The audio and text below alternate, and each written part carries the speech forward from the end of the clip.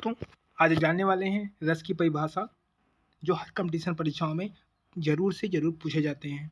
ठीक है, जैसे ये 3 रस हैं जो हर परीक्षाओं में पूछे जाते हैं और हर क्लास में 9, 10, 11, 12 जो भी हैं और जो भी कंपटीशन एग्ज़ाम है, सारे एग्ज़ाम में यह 3 रस आपको ज़रूर से ज़रूर देखने को मिलेंगे, चाहे उसका एग्ज़ाम्पल मिले, कुछ भी मिले, लेकिन यह 3 रस आपको ज़रूर देखने को मिलेंगे।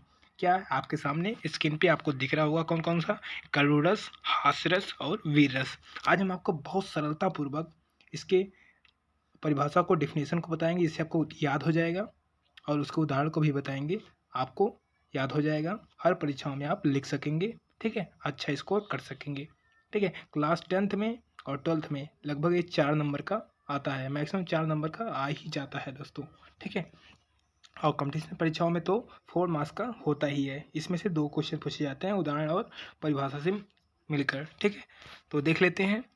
आप वीडियो पे पूरा बने रहिएगा अंतिम तक, नहीं तो आप एक आग छोड़ देंगे तो आपकी नुकसान होगा, कोई दिक्कत नहीं है। ठीक है, तो चलते हैं, देखते हैं। वीर रस, सबसे पहले वीर रस। वीर किसका अस्थाई भाव? उत्साह। वीर मतलब उत्साह। ठीक है, तो देख लेते हैं इसका उदाहरण, परिभाषा देख लेते हैं, डेफिनेशन देख लेते हैं। तो डेफिनेशन में क्या है इनका? जहाँ भाव, विभाव, अनुभाव तथा संचारी भाव के संयोग से उत्साह नामक अस्थाई भाव की पुष्टि होती है। क्या हमने कहा?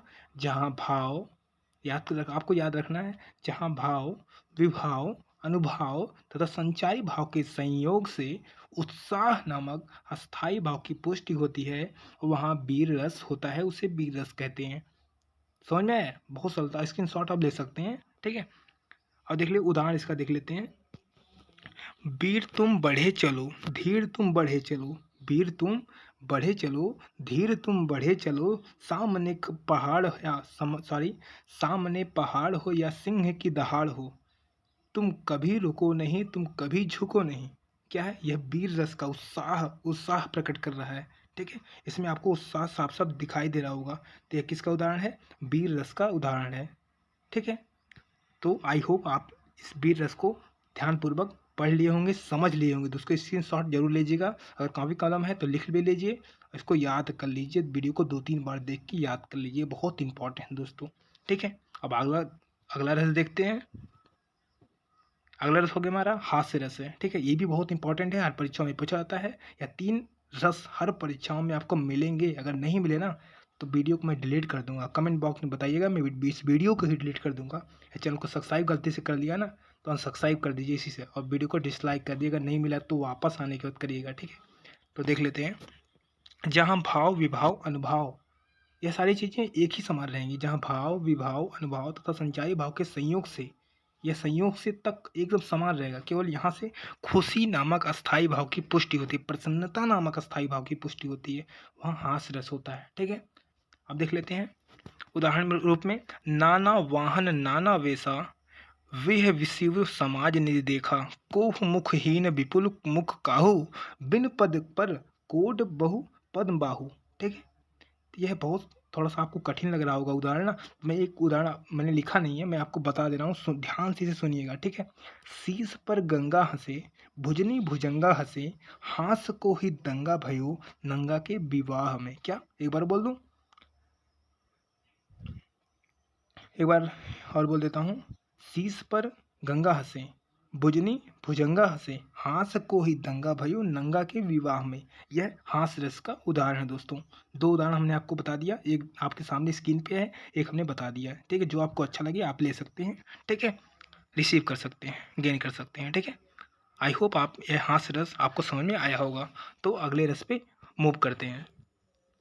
अगला रस हमारा हो गया करुण रस। ठीक है, करुण रस की परिभाषा बहुत ध्यान से तुमको देखना है। ठीक है, एक ही समान परिभाषा, केवल अस्थाई भाव बदलता है दोस्तों। जहाँ भाव, विभाव, अनुभाव तथा संचारी भाव के संयोग से वेदना, कष्ट, वेदना क्या कहते हैं? कष्ट नामक अस्थाई भाव की पुष्टि होती है, वहाँ करुण रस होता है। ठीक है, इसको उदाहरण में देख लेते हैं। क्या है? अर्ध राति गई कपि नाही वावा, राम उठाई अनुज उरलावा, सकई न धृत देखी मुहि काहू, बंधु सदा तव मदल स्वभाव। ठीक है, यह बहुत इंपॉर्टेंट है, करुण रस, हास्य रस, वीर रस, यह बहुत ज़्यादा इंपॉर्टेंट है वीर हर परीक्षाओं में। इससे कोई उसे कोई काट नहीं सकता कि कोई परीक्षा में नहीं पूछा गया है, ठीक है। तो आप करुण रस की परिभाषा समझ गए होंगे। एक बार मैं और बता देता हूँ, जहाँ संवेग, जहाँ वेदना, कष्ट है, कष्ट भाव की उस मतलब कष्ट की बात होगी, कष्ट उत्पन्न होगा, वहाँ करुण रस होगा ही होगा, ठीक है। तो आपको समझ में आ गया होगा, हमने क्या करुण रस बताया, हास्य रस बताया, और क्या बताया, वीर रस। एक बार स्क्रीन शॉट आप लेते चलिए, वीर रस का स्क्रीन शॉट ले लीजिए। 1 2 take a screen shot, 1 2 3 take a screen shot, 1 2 3 take a screen shot, ठीक है। तो आई होप आपको समझ में आया होगा। अगर आपको थोड़ा सा भी अच्छा लगे ना, आपको अगर समझ में आया ना, तो वीडियो को लाइक करके जरूर जाइएगा दोस्तों। इससे हमें मोटिवेशन मिलता है। आपको वीडियो अच्छी लगी, हमको समझ में आता है कि मुझे और कंटेंट बनाना चाहिए लोगों के लिए, ठीक है।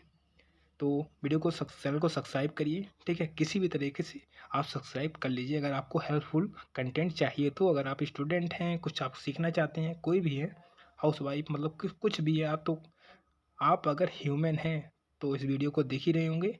कुछ सीखना है आपको, इसलिए वीडियो को खोला होगा।